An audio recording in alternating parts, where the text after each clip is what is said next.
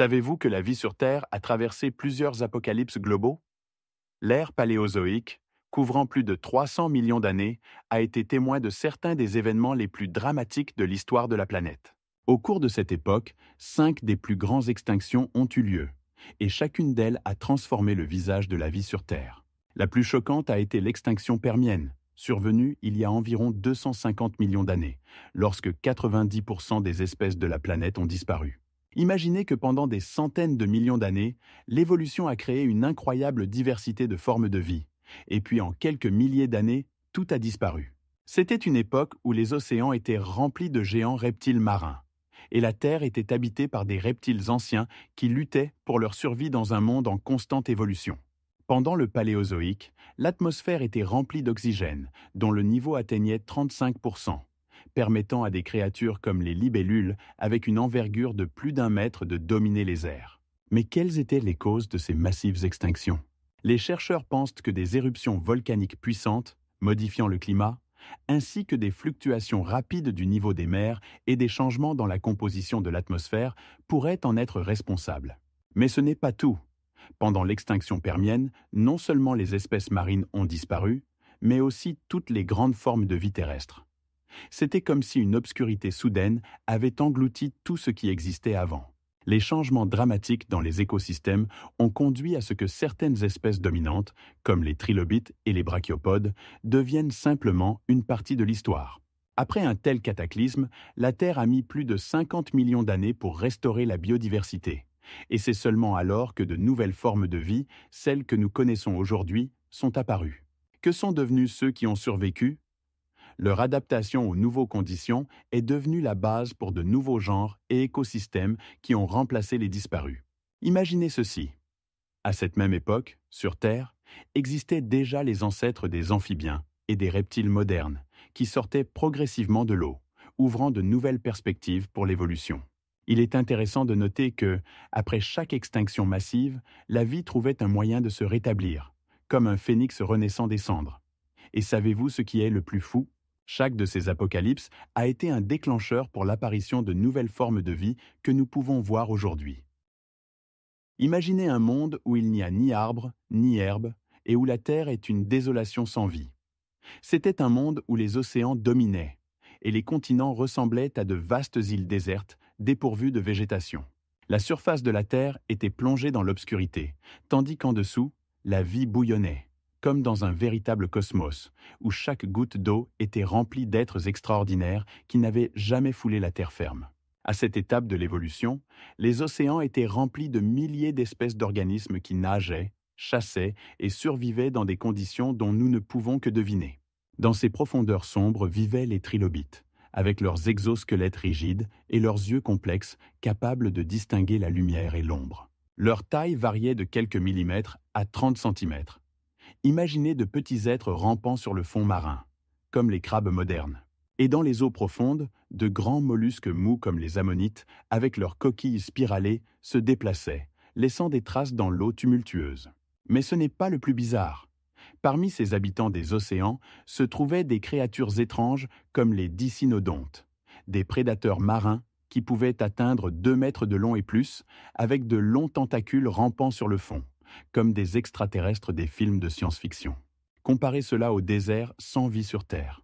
Les continents ressemblaient à une désolation morte, où même le vent ne trouvait rien pour le retenir. C'était une époque où la vie cherchait la lumière, mais sur Terre, il n'y avait pas une seule plante pour lui offrir de l'espoir. Les océans, en revanche, étaient remplis d'oxygène, ce qui permettait le développement de formes de vie aujourd'hui fantastiques. Comment ces géants pouvaient-ils survivre dans des conditions où la Terre était déserte? La réponse réside dans le fait que le monde sous-marin offrait une abondance de nourriture et de refuges, permettant aux espèces, dont nous ne connaissons que les fossiles, de prospérer. Et savez-vous ce qui est le plus fou? Ces êtres, comme les trilobites, sont devenus les ancêtres de nombreux habitants marins actuels, et leur héritage peut encore être vu chez les crustacés modernes. Les écosystèmes complexes des océans, qui se formaient à cette époque, sont devenus la base du futur, où la vie ne se contente pas de survivre, mais dominera la planète. C'est incroyable, mais la majorité des types d'animaux existants aujourd'hui sont apparus en un laps de temps extrêmement court. Ce phénomène est appelé l'explosion cambrienne, qui s'est produite il y a environ 500 millions d'années. En l'espace de quelques millions d'années, comme par magie, de nombreuses nouvelles formes de vie sont apparues. Et dans les océans, des organismes sont apparus qui sont devenus les ancêtres des animaux modernes. Imaginez ce qui s'est passé à cette époque sur la planète. Un véritable boom, allant des plus simples organismes marins aux formes multicellulaires complexes, le tout résultat d'une évolution rapide. Dans les océans, les trilobites à carapace dure, dont certaines espèces atteignaient 13 cm de long, et dont les yeux pouvaient voir dans 13 spectres de lumière différents, ont commencé à se développer activement. Mais ce n'est pas tout. Les éponges marines, qui pouvaient atteindre la taille d'un humain, ont commencé à coloniser le fond des océans, créant les premiers écosystèmes riches en vie. Et là, c'est vraiment fou. Avec l'apparition des premiers vertébrés, comme les poissons primitifs, la vie dans les océans est devenue encore plus diverse. Certains de ces poissons pouvaient atteindre une longueur de 40 cm, et leur écaille était si robuste qu'elle pouvait servir de protection contre les prédateurs. À côté de ce développement intense, il est impressionnant que tous ces changements se soient produits en l'espace de quelques millions d'années, par rapport aux échelles géologiques. À cette époque, les premiers crustacés, qui pouvaient chasser leurs congénères avec leurs pinces acérées, ont également apparu.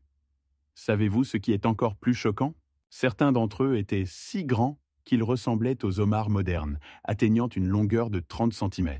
Il existait même des créatures mystérieuses, comme les dicynodontes, qui avaient des corps couverts de piquants et pouvaient nager dans les profondeurs de l'eau comme des prédateurs. À cette époque, la nature créait des formes de vie incroyables qui sont devenues la base de la biodiversité future. Et tandis que l'explosion cambrienne continuait à se développer, les premières plantes terrestres ont fait leur apparition, colonisant les rives et créant de nouveaux environnements pour la vie. Mais ce n'est pas tout. Avec les plantes, les premiers insectes, comme les plus anciens libellules, dont l'envergure des ailes pouvait atteindre 80 cm, ont également fait leur entrée dans les écosystèmes. Comment cela a-t-il pu se produire? Le secret réside dans l'augmentation rapide du niveau d'oxygène dans l'atmosphère, qui a atteint presque 30%, permettant aux organismes de croître jusqu'à des tailles inimaginables. Cette explosion de la biodiversité n'a pas seulement transformé l'aspect des océans, mais a également préparé le terrain pour l'apparition de nouvelles formes de vie sur la Terre. Chaque nouveau type devenait une partie d'un réseau complexe d'interactions, créant des conditions pour un développement évolutif ultérieur. Mais savez-vous ce qui est le plus fou? Les plus anciens représentants des vertébrés ont commencé à migrer sur la Terre, marquant le début d'une nouvelle ère pour toute la vie sur Terre. Imaginez un instant un être doté de 5 yeux et d'un appendice pour aspirer sa proie. Ce n'est pas une fantaisie, mais une réalité. L'Opabinia, l'un des créatures les plus étranges du début du Cambrien. Elle nageait dans des eaux marines bien plus mystérieuses et surréalistes que n'importe quels océans modernes. Imaginez 5 yeux, chacun disposé sur des tiges mobiles, permettant à cet être de couvrir un large champ de vision, même les plus petits mouvements de sa proie. Ses yeux n'étaient pas seulement des organes de vision, mais aussi des instruments importants pour percevoir l'environnement, permettant à l'Opabinia de déterminer la direction de la lumière et de repérer les prédateurs potentiels. Mais ce n'est pas tout. Son appendice, rappelant un long tuyau souple, se terminait par une griffe acérée, servant à saisir la nourriture. Cette anatomie extraordinaire lui permettait de s'approcher de sa victime, se fondant dans l'environnement comme un chasseur dans la jungle. Cet appendice pouvait s'allonger jusqu'à 30 cm, lui permettant de saisir des objets à distance. En combinaison avec son corps fuselé, l'Opabinia semblait être un véritable maître du camouflage dans le monde sous-marin, rempli de prédateurs et de concurrents. De plus, son corps était recouvert d'une enveloppe rigide qui la protégeait des attaques d'autres créatures marines. Sa structure complexe lui permettait d'être à la fois souple et protégée. Imaginez-la glisser sur le fond marin, utilisant ses tentacules pour manœuvrer parmi les algues et les rochers. Ces créatures n'étaient pas seulement des prédateurs, mais aussi des éléments d'un écosystème complexe où chaque détail comptait. Saviez-vous que ce qui est encore plus choquant? L'Opabinia pouvait atteindre une longueur de jusqu'à 1 mètre. Cela en fait l'une des plus grandes formes de vie de cette époque. Dans ce monde étrange, où existaient déjà des ancêtres des mollusques modernes, l'Opabinia se distinguait par sa structure inhabituelle. Elle n'avait ni mâchoire, ni organes familiers pour nous, mais son mode de chasse et de survie était si efficace qu'elle dominait son environnement. Imaginez un monde sous-marin rempli de telles créatures, comme l'Opabinia, capables de survivre parmi les algues et d'autres formes de vie, créant une véritable écosystème. Elles ne connaissaient pas la concurrence au sens où nous l'entendons, car chaque forme de vie jouait un rôle dans ce complexe mécanisme. Des créatures fascinantes comme l'Opabinia ont laissé des mystères qui continuent d'étonner les scientifiques. Dans ce monde où il n'y avait plus de forme de vie familière, chaque détail, chaque particularité anatomique pouvait être une clé pour comprendre l'évolution de la vie marine.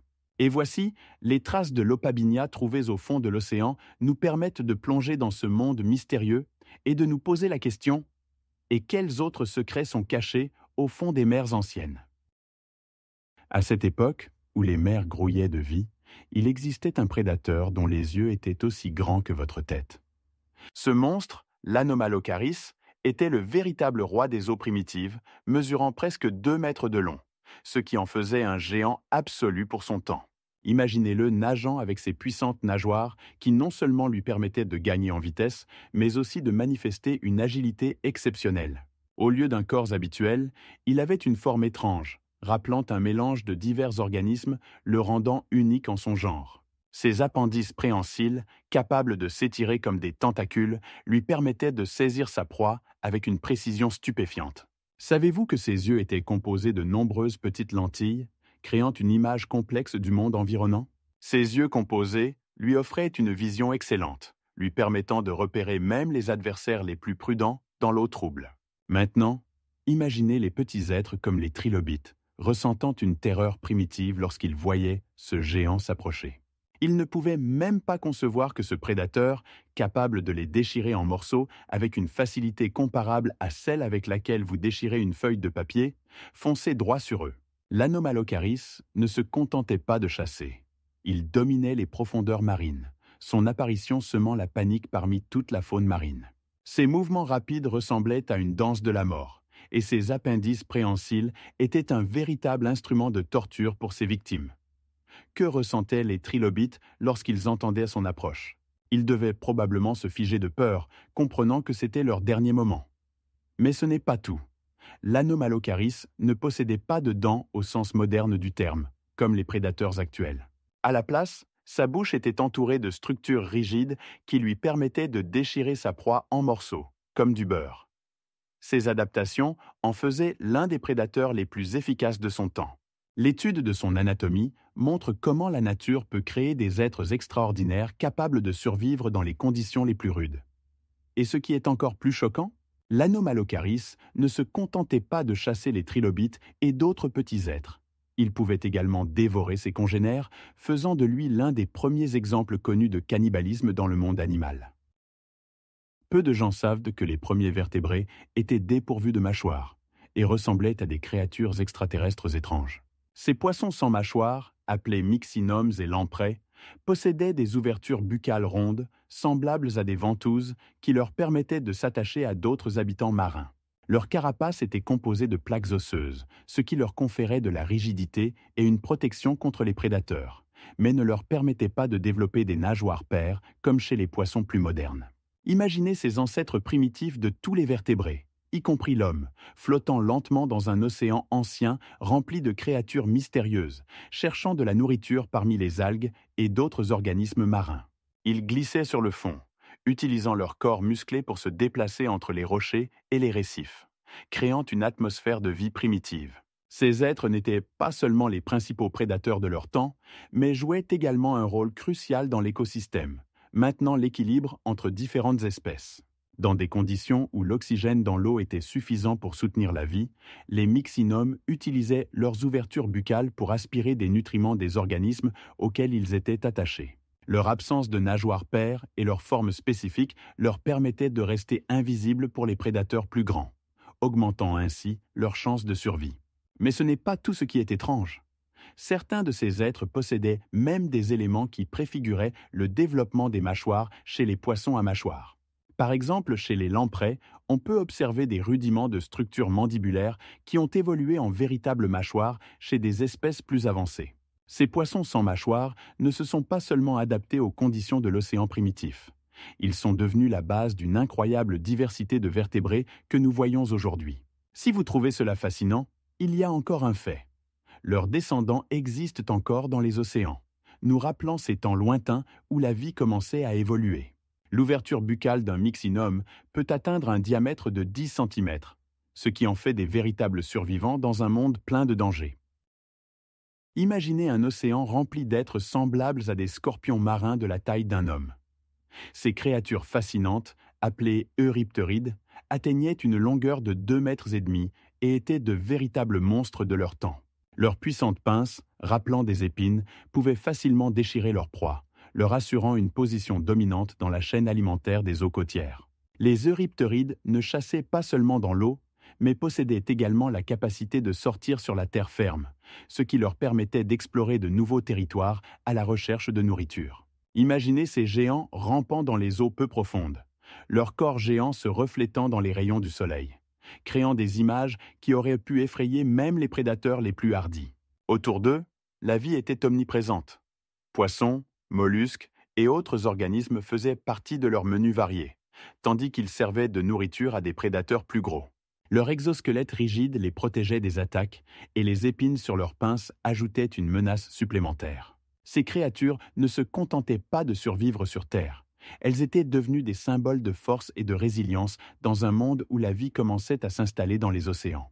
Dans les eaux côtières où les euripterides chassaient, un écosystème incroyable régnait.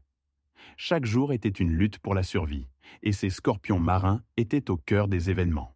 Il est intéressant de noter que leurs proches parents, les crustacés modernes comme les crabes, ont conservé certaines caractéristiques de leurs ancêtres, bien que les euripterides aient été de taille sans précédent. Ce qui est encore plus choquant, c'est que les scientifiques pensent que les euripterides étaient les ancêtres des premiers vertébrés terrestres, faisant un pas décisif dans l'évolution qui permit à de nombreuses espèces de conquérir la terre ferme. Certains spécimens étaient au sommet de leur puissance et pouvaient chasser d'autres créatures sans défense, comme de petits poissons et mollusques, sans leur laisser aucune chance. Rampant dans les eaux peu profondes, ces êtres pouvaient facilement manœuvrer entre les rochers et les algues, créant leur propre stratégie de chasse.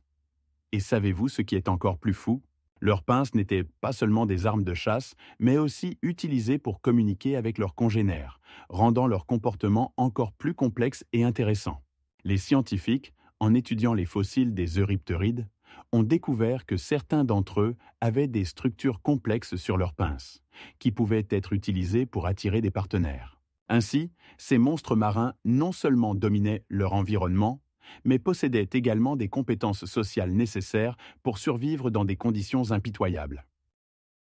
Il y a très longtemps, sur Terre, existait un continent appelé Gondwana, qui regroupait presque toute la surface terrestre en un tout unique.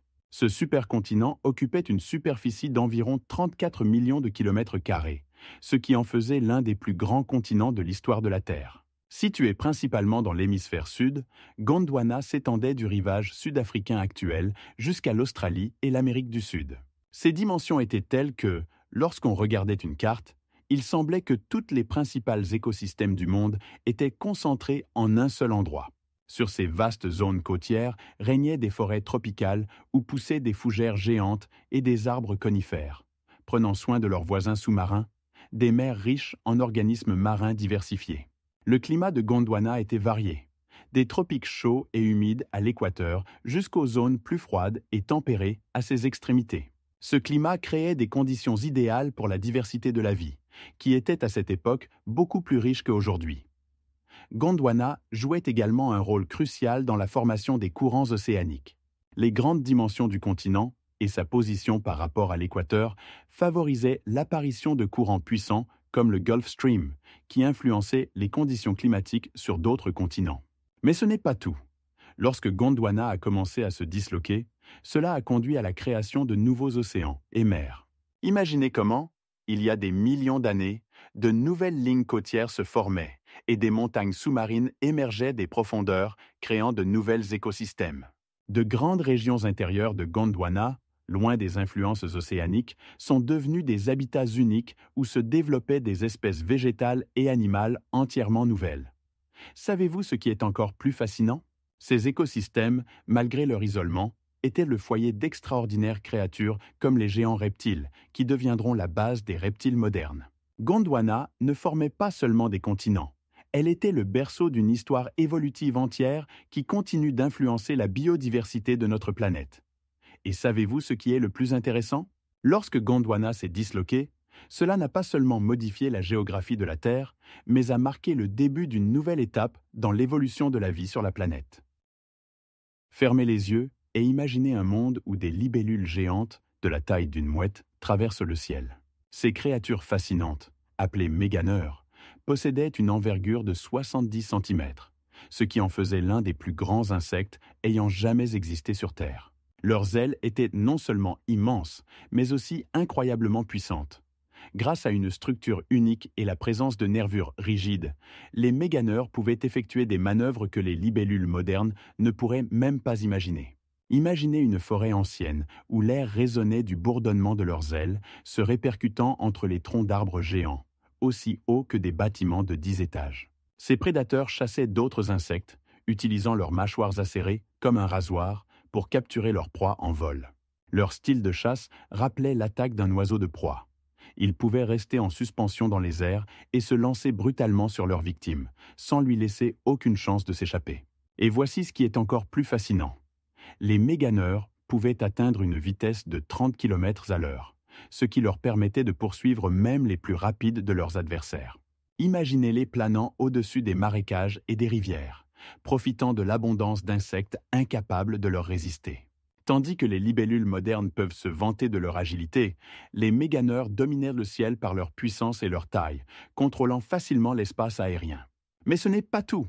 Ils possédaient une capacité unique à réguler la température de leur corps, ce qui leur permettait de chasser activement même dans des conditions où d'autres insectes tombaient en hibernation. Savez-vous ce qui est encore plus choquant? Les organes internes des méganeurs étaient optimisés pour traiter une grande quantité d'oxygène, ce qui leur assurait une activité élevée. Ces créatures pouvaient vivre dans des conditions où le niveau d'oxygène atteignait 35%, alors qu'aujourd'hui, il est seulement de 21%. Cela leur permettait un métabolisme puissant et des dimensions qui ne sont probablement jamais revenues sur notre planète. Les méganeurs n'étaient pas seulement des prédateurs, mais aussi des témoins d'une époque où la vie sur Terre prenait des formes qui aujourd'hui semblent fantastiques. Dans leur monde, il n'y avait pas d'égal, et chaque apparition dans le ciel était un véritable spectacle. Il y a très longtemps, il existait des forêts qui ne ressemblaient en rien à celles d'aujourd'hui, sans une seule fleur, sans un seul arbre dans notre compréhension moderne. Ces lieux extraordinaires étaient peuplés de fougères géantes, de lycopodes et de polypodes qui dominaient l'écosystème. La hauteur de ces plantes étranges atteignait 30 mètres. Elles s'élevaient vers le ciel, formant une végétation dense et compacte à travers laquelle à peine un rayon de soleil pouvait percer. On aurait dit que ces forêts étaient de véritables jungles, mais au lieu des feuilles et des fleurs habituelles, on rencontrait uniquement des tiges dures et rugueuses, hérissées d'épines et de grandes feuilles coriaces. À peine posait-on le pied sur le sol humide et putride que l'air se remplissait de l'odeur de la végétation en décomposition, créant une sensation de renouvellement constant de la nature, où la vie et la mort s'entrelacent dans une danse éternelle. Les sons des insectes effrayés, de la taille d'une main, résonnaient dans ce royaume. Les libellules aux ailes déployées de plus de 30 cm traversèrent l'air, tandis que les myriapodes, de la longueur d'une batte de baseball, rampaient sur les tiges sales, laissant des traces derrière elles. Imaginez cette scène, des fougères velues poussant dans des dépressions ombragées et des lycopodes, semblables à de petits arbres, formaient une voûte impénétrable sous laquelle régnait une demi-obscurité. Sans fleurs ni fruits, les forêts étaient pleines de textures rugueuses et dures, et de nuances de vert allant du vert émeraude profond au vert olive foncé. Dans une telle atmosphère, il était facile de croire qu'ici pouvaient vivre des créatures étranges, comme des insectes géants qui chassaient d'autres créatures, comme des requins dans l'océan. Et savez-vous ce qui est le plus fou? Ces forêts étaient la base de la formation du charbon que nous utilisons aujourd'hui, car des millions d'années plus tôt, une quantité immense de végétation s'enfonçait dans les marécages et se transformait en combustible que nous extrayions des entrailles de la terre. C'est incroyable, mais le charbon qui réchauffe nos maisons est en réalité les restes de forêts anciennes âgées de plus de 300 millions d'années. À cette époque, la Terre était couverte de vastes marais tropicaux où poussaient des plantes géantes comme les pissenlits et les fougères, atteignant jusqu'à 30 mètres de hauteur, formant des fourrés denses. Ces forêts étaient de véritables géants, et chaque arbre pouvait peser plusieurs tonnes. Lorsque les plantes mouraient, elles ne se décomposaient pas complètement, car dans ces marais, il n'y avait pas d'agents efficaces de décomposition comme les bactéries et les champignons qui auraient pu rapidement transformer la matière organique. Au lieu de cela, leurs restes s'accumulaient, formant des couches épaisses de végétation qui s'enfonçaient progressivement dans les profondeurs aquatiques. Sous l'effet de la pression de l'eau et des entrailles de la terre, ces restes commencèrent à se transformer lentement en charbon. Ce processus a duré des millions d'années. D'abord, le tourbe se formait, puis, sous l'effet de la pression et de la température, elle se transformait en lignite, puis en charbon de pierre. Pouvez-vous imaginer que l'épaisseur de ces couches de charbon pouvait atteindre plusieurs dizaines de mètres, conservant ainsi les traces de la vie ancienne? Dans ce soupçon de végétation, d'eau et de minéraux qui devenaient progressivement du charbon, est inscrite l'histoire de véritables écosystèmes. Savez-vous ce qui est encore plus choquant? Ce charbon, formé dans des conditions tropicales, peut aujourd'hui être trouvé même dans des régions à climat froid, comme la Sibérie, où ses réserves atteignent 300 milliards de tonnes. Imaginez un être de la taille d'un crocodile, mais ce n'est pas un reptile, c'est une salamandre géante connue sous le nom d'Eryops. Ces amphibiens, qui pouvaient atteindre une longueur de 2,5 mètres, étaient de véritables prédateurs des marais anciens. Leur corps était recouvert d'une peau lisse et humide, tandis que leur tête massive, dotée de dents acérées, rappelait les prédateurs plus modernes comme les alligators. Ils vivaient dans des plans d'eau entourés de plantes géantes qui pouvaient atteindre une hauteur de 30 mètres, créant une végétation dense et des zones ombragées idéales pour la chasse. Savez-vous ce qui est le plus fascinant? Les Éryopes pouvaient vivre à la fois dans l'eau et sur terre, ce qui en faisait des prédateurs universels capables de guetter leur proie dans l'eau trouble ou sur la berge. Leurs longues pattes puissantes avec des membranes leur permettaient de se déplacer rapidement dans l'eau, tandis que sur terre, ils pouvaient utiliser leurs puissantes pattes arrière pour bondir rapidement sur leurs victimes. Mais ce n'est pas tout. En plus des Éryopes, il existait d'autres grandes amphibiens comme les Mégalobatridés, qui pouvaient atteindre une longueur de 4 mètres.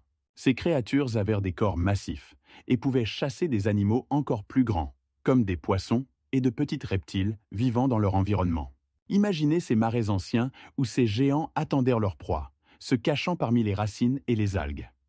Leur peau ne servait pas seulement de protection, mais aussi de camouflage, leur permettant de se fondre dans leur environnement.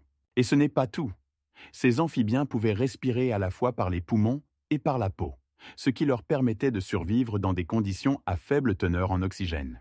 Cela signifiait qu'ils pouvaient chasser même dans les recoins les plus reculés de leur plan d'eau, où d'autres prédateurs ne pouvaient pas atteindre. La diversité des formes et des tailles des amphibiens à cette époque est impressionnante. De minuscules créatures de la taille de la main à d'énormes monstres de 2 mètres de long.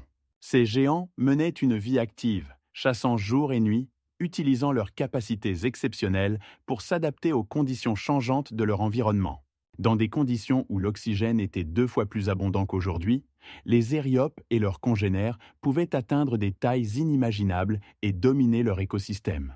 Imaginez-les se déplacer gracieusement dans l'eau, comme des ombres, en attendant leur proie.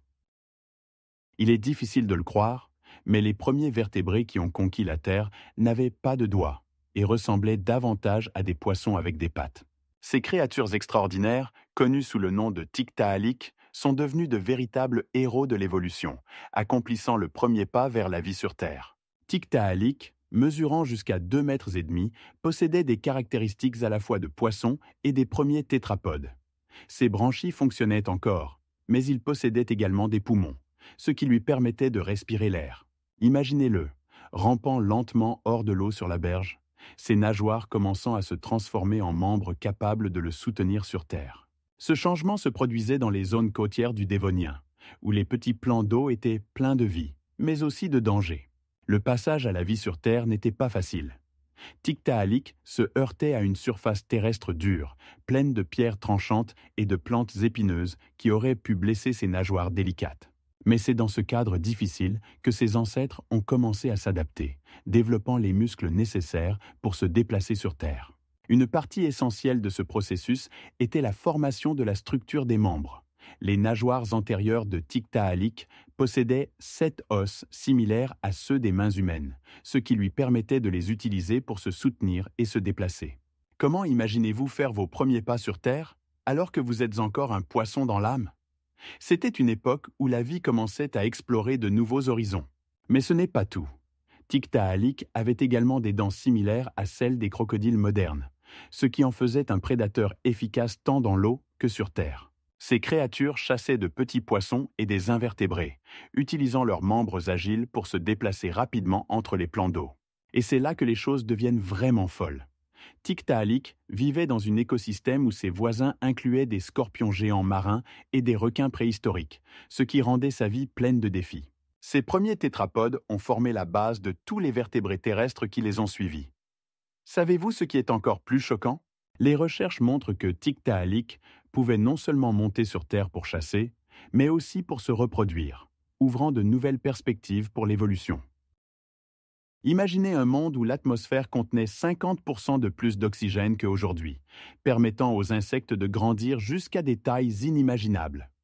Oui, vous n'avez pas mal entendu. À cette époque, des insectes comme les libellules atteignaient une envergure de 75 cm, ce qui dépassait la taille de certains oiseaux modernes.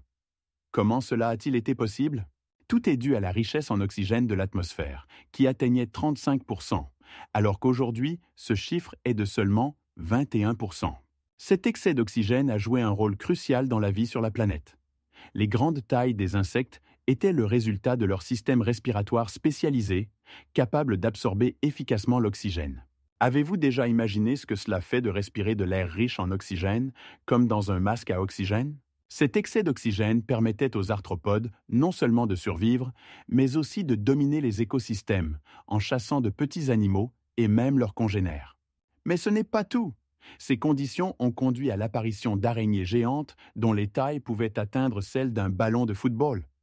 Ces créatures n'étaient pas seulement terrifiantes, mais jouaient un rôle important dans les écosystèmes de l'époque en régulant les populations d'autres organismes. Comment tout cela a-t-il influencé l'évolution? Le secret réside dans le fait que l'oxygène ne se contentait pas de soutenir la vie. Il favorisait le développement de nouvelles formes plus complexes. Par exemple, il a permis aux vertébrés, ancêtres des amphibiens et des reptiles modernes, de commencer à coloniser la Terre, ouvrant de nouvelles perspectives pour l'évolution. Savez-vous ce qui est encore plus choquant? Dans des conditions de forte humidité et d'oxygène, des plantes comme les fougères géantes pouvaient atteindre une hauteur de 30 mètres, formant des forêts denses où chaque arbre était comme une maison de 10 étages. Dans ces jungles vertes prospéraient non seulement les insectes, mais aussi de nombreuses autres formes de vie, créant une biodiversité incroyable. Ce paradis d'oxygène est devenu la base du développement de la faune et de la flore, et même de l'apparition des premiers mammifères. Il est important de se rappeler que toute la vie sur la planète était liée en un seul écosystème, où chaque élément jouait son rôle. Et savez-vous ce qui est le plus fou? Ces conditions ne pouvaient pas durer éternellement, et les changements climatiques et le niveau d'oxygène ont conduit à la transformation de tout cet écosystème. Avez-vous déjà songé à l'apparence des premiers reptiles sur Terre? Les premiers reptiles, comme les gilons, étaient de véritables explorateurs de leur époque, avec des tailles similaires à celles des lézards modernes. Imaginez-les. Ils rampaient sur le sol avec une peau écailleuse les protégeant de la déshydratation, et ils pouvaient vivre dans des conditions extrêmement variées, où d'autres créatures n'auraient pas survécu. Ces petits êtres possédaient un avantage évolutif crucial, les œufs amniotiques. Ils permettaient aux reptiles de se reproduire loin de l'eau, ouvrant ainsi la voie à de nouveaux écosystèmes. Cette capacité fut un véritable tournant, car les reptiles pouvaient désormais coloniser des environnements plus secs et diversifiés, qui étaient auparavant inaccessibles pour la plupart des vertébrés. Les gilons, comme leurs descendants, pouvaient survivre dans des conditions de faible humidité et même voyager sur Terre, ce qui leur donnait un avantage significatif par rapport à d'autres groupes d'animaux dépendants de l'eau pour se reproduire. Et c'est là que commence vraiment l'incroyable. Avec l'apparition de ces premiers reptiles, commença une ère où les vertébrés conquirent définitivement la Terre. Ils commencèrent à occuper de nouvelles niches écologiques, précédemment vides, et c'est alors que leur diversité a commencé à augmenter rapidement. Plus les reptiles colonisaient de nouveaux territoires, plus il apparaissait de nouvelles espèces adaptées à leurs conditions de vie. Savez-vous ce qui est encore plus stupéfiant? Certains de ces premiers reptiles atteignaient des tailles comparables à celles des crocodiles modernes et pouvaient chasser des animaux plus grands. Ce fut un moment où la vie sur Terre commença vraiment à changer, façonnant le paysage de l'avenir. Ces premiers reptiles ne se contentèrent pas de survivre, mais commencèrent à dominer les écosystèmes, laissant derrière eux leurs ancêtres incapables de s'adapter aux nouveaux environnements. Leur peau écailleuse, efficace pour conserver l'humidité, et leurs nouvelles méthodes de reproduction devinrent la base de l'apparition de nombreuses autres espèces que nous connaissons aujourd'hui. Vous pensez à quelles autres capacités extraordinaires les reptiles ont développées à cette époque? À l'époque où les reptiles commençaient à dominer, vivait un prédateur extraordinaire doté d'une voile sur le dos, le dimétrodon. Ce reptile n'était pas seulement grand, il atteignait une longueur de 4 mètres et sa grande voile dorsale pouvait s'élever à une hauteur de presque 15 centimètres. Imaginez-le rampant lentement dans les marais anciens, son corps recouvert d'une peau dure et sa voile comme un immense drapeau flottant au vent. Mais à quoi servait cette voile bizarre? Eh bien, elle servait à la thermorégulation. En jour chaud, le dimétrodon pouvait la déployer pour se refroidir, et en jour plus frais, il pouvait la rabattre contre son dos pour conserver la chaleur. Ce mécanisme lui permettait de survivre dans un climat changeant, où la température pouvait varier brutalement. Autour de lui, un écosystème grouillait de vie. De gigantesques amphibiens semblables aux crocodiles modernes et de petits mammifères qui tentaient d'éviter son attention. Le dimétrodon était le sommet de la chaîne alimentaire. Ses dents acérées et ses puissantes mâchoires lui permettaient de chasser tout ce qui croisait son chemin. Savez-vous ce qui est encore plus choquant? Ses dents étaient tranchantes et pouvaient atteindre une longueur de 30 centimètres, le rendant un véritable prédateur de son temps. Dans sa mâchoire, il avait plus de 100 dents, parfaitement adaptées pour déchirer la chair. Il ne chassait pas seulement, il dominait. Dans son monde, il n'avait pas d'égal. Imaginez-le traquant sa proie, utilisant sa voile pour masquer sa chaleur aux petits mammifères qui ne soupçonnaient même pas sa présence. Ces anciens êtres n'étaient pas seulement des prédateurs, mais aussi des stratèges habiles, utilisant leur environnement à leur avantage. Savez-vous que le dimétrodon n'était pas un véritable dinosaure? Il vivait des millions d'années avant leur apparition, et ses plus proches parents sont les mammifères et reptiles modernes. Dans son monde, il y avait de nombreux autres êtres, mais le dimétrodon était toujours au premier plan. Sa vie était pleine de dangers, mais il était un maître de la survie. Et dans ce monde extraordinaire, plein de batailles de concurrence et de chasses rusées, le dimétrodon a laissé sa trace comme l'un des premiers prédateurs à s'emparer de la Terre. À son époque, il y avait de gigantesques insectes et d'autres reptiles qui pouvaient atteindre des tailles dont nous ne pouvons que rêver. Ces géants ne se contentaient pas d'exister, ils formaient un écosystème où le dimétrodon était roi. Et savez-vous ce qui est le plus intéressant? Ses descendants ont réussi à s'adapter et à survivre, nous laissant de nombreuses énigmes qui attendent encore leur résolution. Incroyable mais vrai.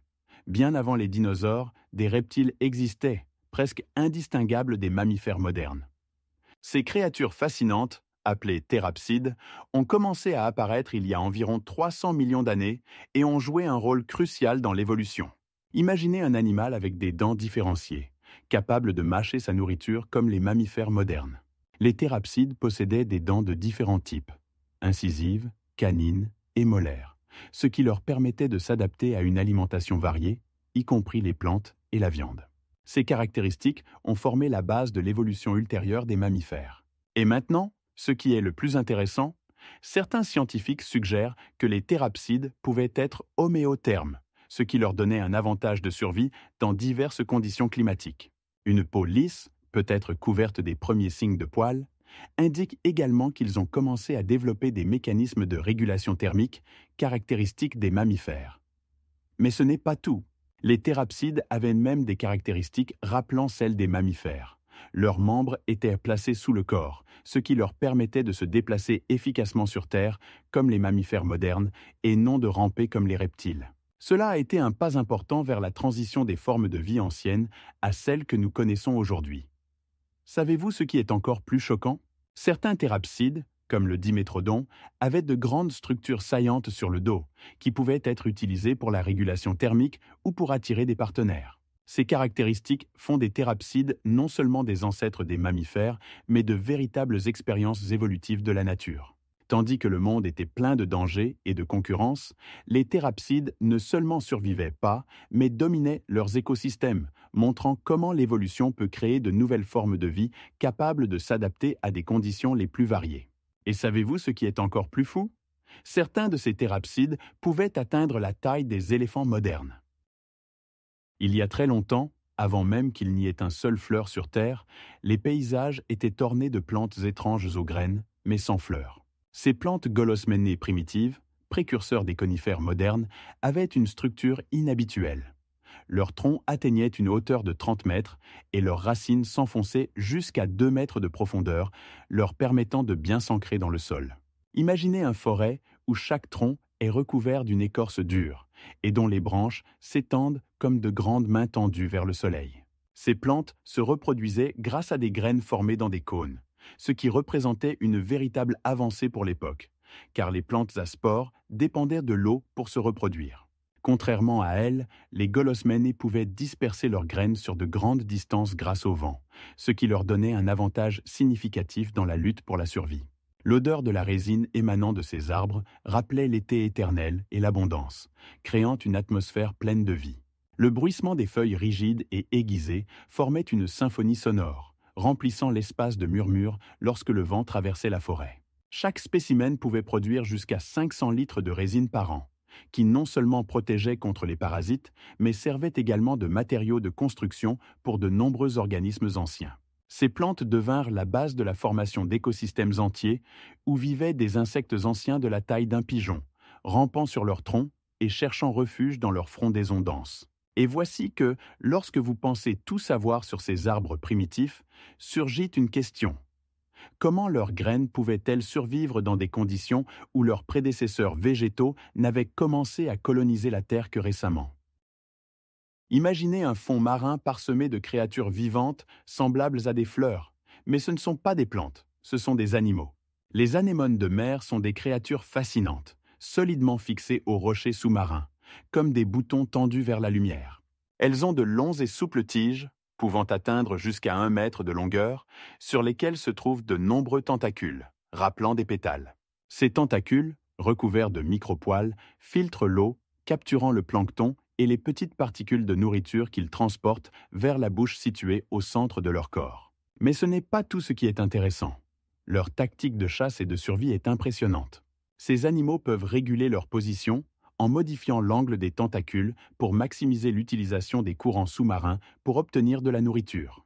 Tandis que les anémones de mer oscillent doucement dans l'eau, d'autres échinodermes, comme les étoiles de mer et les oursins, vivent à proximité, également adaptés à la vie sur le fond marin. Savez-vous que les étoiles de mer peuvent régénérer leurs bras? En réalité, certaines espèces peuvent régénérer jusqu'à 5 bras, ce qui leur permet de survivre même après des blessures graves. Leur structure complexe, composée de plaques rigides et de tissus mous, les protège des prédateurs et leur permet de se déplacer facilement sur le fond.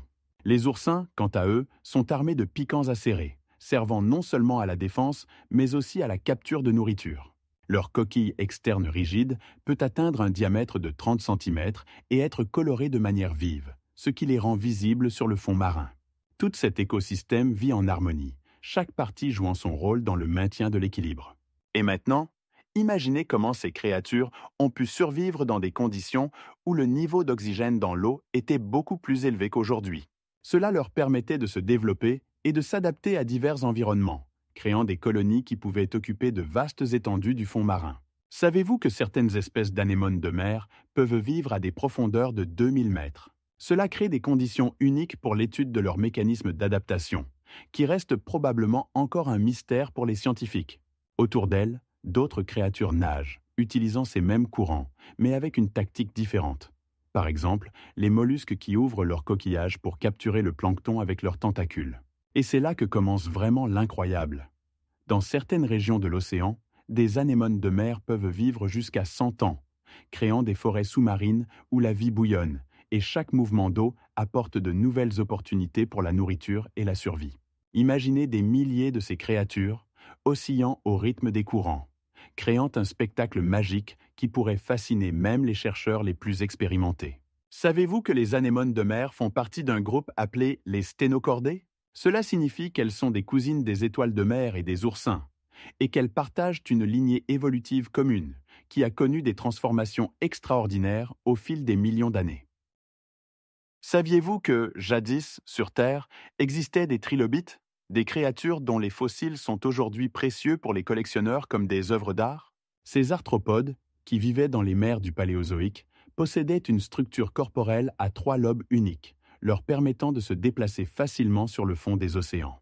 Imaginez-les rampant sur le fond marin ancien, leur carapace rigide reflétant la lumière comme des morceaux de mosaïque au soleil. Certaines espèces atteignaient plus de 30 centimètres de long, et leur corps était divisé en 3 parties: la tête, le thorax et la queue. Mais ce n'est pas tout. Les trilobites avaient des yeux facettés complexes, capables de distinguer la lumière et l'ombre, leur offrant une vision exceptionnelle dans l'eau trouble. Savez-vous que ces yeux étaient composés de milliers de lentilles individuelles, leur permettant de voir le monde environnant avec une clarté stupéfiante? Dans les conditions du océan ancien, où la concurrence pour la nourriture était féroce, cette capacité jouait un rôle crucial dans leur survie. Ils chassaient de petits organismes marins et pouvaient se rouler en boule pour se protéger des prédateurs. Cette adaptation était un véritable miracle de la nature. Lorsque les trilobites sentèrent le danger, ils se repliaient instantanément, se transformant en une protection solide, ce qui leur permettait de survivre même dans les conditions les plus défavorables. Mais comment ont-ils pu être si réussis? Grâce à leur capacité unique à s'adapter à divers environnements et à se modifier rapidement en réponse aux changements de leur environnement. Selon les paléontologues, les trilobites ont habité les océans pendant plus de 200 millions d'années, évoluant en milliers d'espèces. Leurs fossiles, trouvés dans le monde entier, témoignent du fait que ces créatures étaient non seulement largement répandues, mais aussi dominantes dans les écosystèmes marins.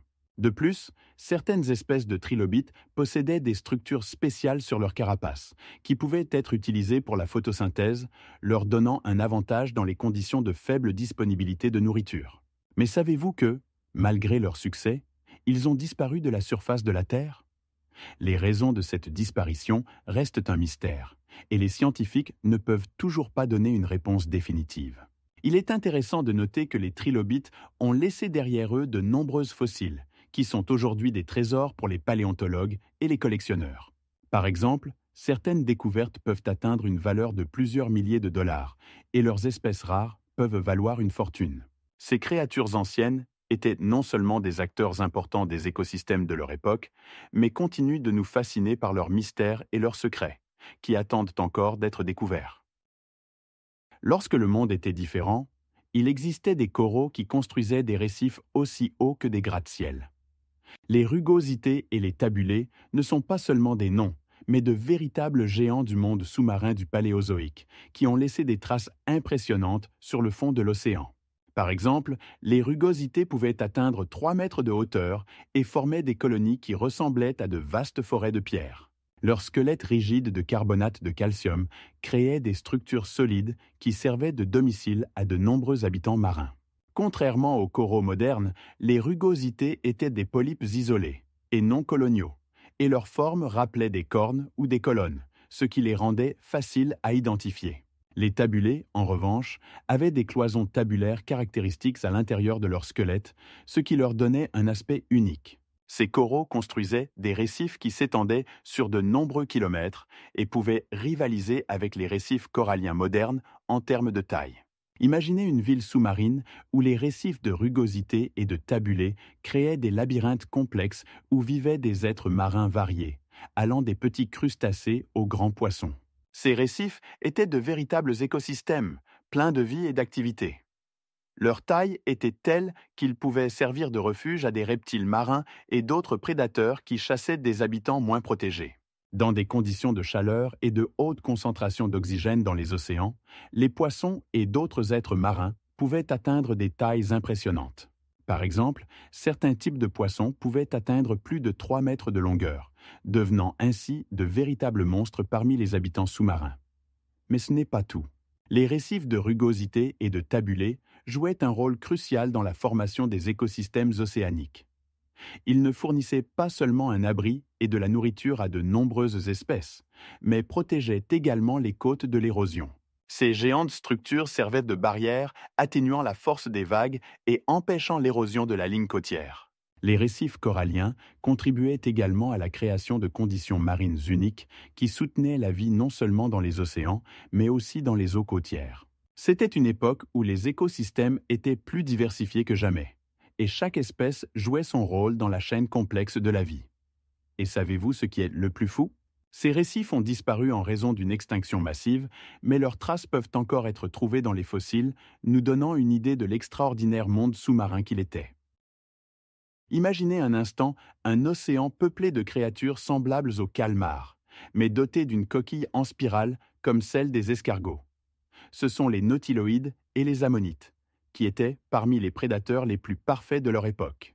Les nautiloïdes, avec leurs coquilles rondes, pouvaient atteindre un diamètre de 30 cm et leur corps était recouvert de couleurs vives, les rendant extrêmement visibles dans le monde sous-marin.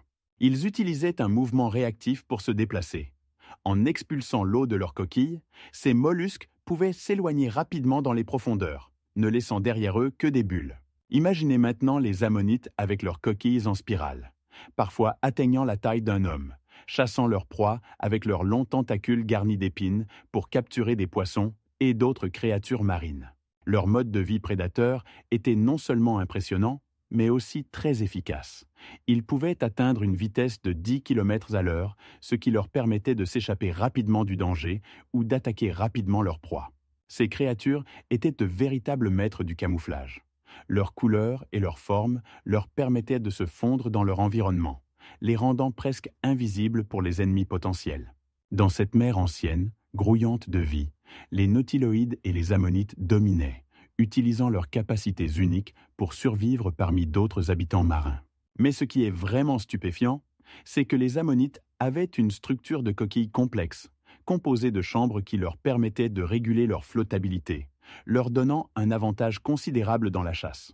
Leurs restes fossiles sont encore trouvés aujourd'hui, et les scientifiques les étudient pour comprendre comment se sont développés les écosystèmes et quels secrets cache la vie marine.